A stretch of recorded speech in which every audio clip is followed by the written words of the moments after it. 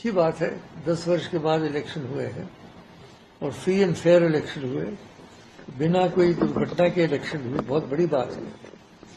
तो पहली बार मौका मिला जम्मू कश्मीर के लोगों को अपने राजनीतिक विचारों को प्रकट करने का, तो मैं उसका बहुत स्वागत करता हूं।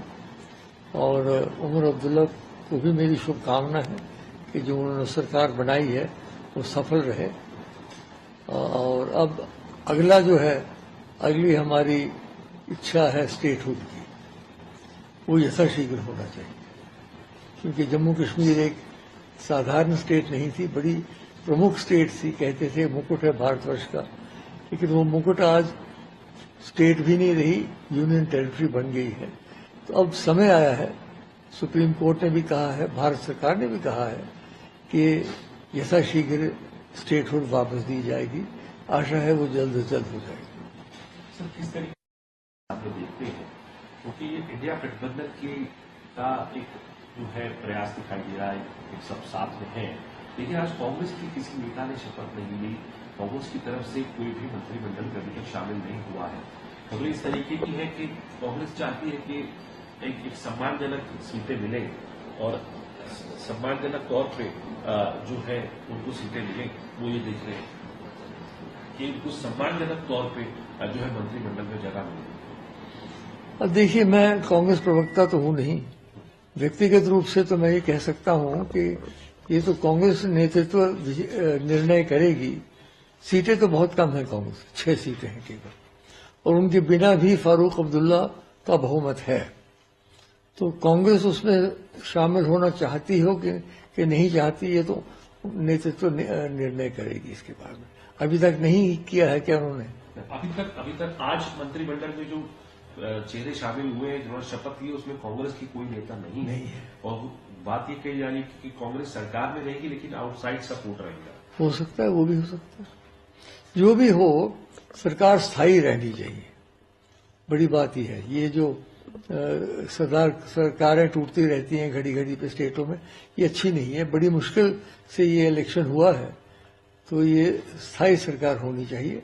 और चैलेंजेस तो बहुत है उनके सामने, गरीबी दूर करनी है, बेरोजगारी दूर करनी है। खासतौर पे जो नौजवान लोग हैं जम्मू और कश्मीर के लड़के, वो बहुत इस बात पे दुखी हैं कि उनको कोई कारोबार नहीं मिल रहा। केवल सरकारी नौकरी की बात नहीं कर रहा हूं मैं, कारोबार चले और उस कारोबार से उनको कार्य मिले, काम मिले, ये काम मैं समझता बहुत जरूरी। देखिए, इसमें कोई शक नहीं कि जैसे मैंने शुरू में ही कहा कि चुनाव अच्छे हो गए, बिना दुर्घटना के हो गए, बहुत बड़ी बात है। इसमें मैं बधाई देता हूं इलेक्शन कमीशन को भी और लेफ्टिनेंट गवर्नर को भी, भारत सरकार को भी, कि ऐसा हो गया। तो वैसे मैंडेट जो है वह कहा जा सकता है कि इंडिया गठबंधन को मिला, लेकिन असल में मैंडेट तो नेशनल कॉन्फ्रेंस को मिला है, स्पष्ट लग रहा है। तो उसके बारे में सोचना पड़ेगा आगे क्या उनकी नीति होगी और क्या सोचते हैं। लेकिन उमर अब्दुल्ला अब बहुत समझदार हो गए हैं और मुझे आशा है कि वो जो भी काम करेंगे सोच समझ के मशवरा करके करेंगे। लेकिन सर, बीजेपी वहां पे आखिरी और एक महत्वपूर्ण सवाल पूछना चाहूंगा। अब आप जम्मू कश्मीर के से आने वाले प्रमुख नेता जो पूर्व कांग्रेस नेता है गुलाम नबी आजाद साहब, उनकी भी पार्टी ने चुनाव लड़ा, डेमोक्रेटिक आजाद पार्टी ने, परफॉर्मेंस कुछ खास नहीं रही, उसको किस तरीके से देखते हैं आप? उनको तो करीब करीब समाप्त हो गई उनकी राजनीति, ये कह सकता हूं। अगर उस समय वो कांग्रेस में रहते तो उनकी अच्छी भूमिका निभा सकते थे, लेकिन उस समय वो हट गए। अब फिर अपनी पार्टी बनाई, अपनी पार्टी का कोई वो तंत्र था नहीं। अब तो इसके बाद तो बिल्कुल ही समाप्त हो गया मुझे लगता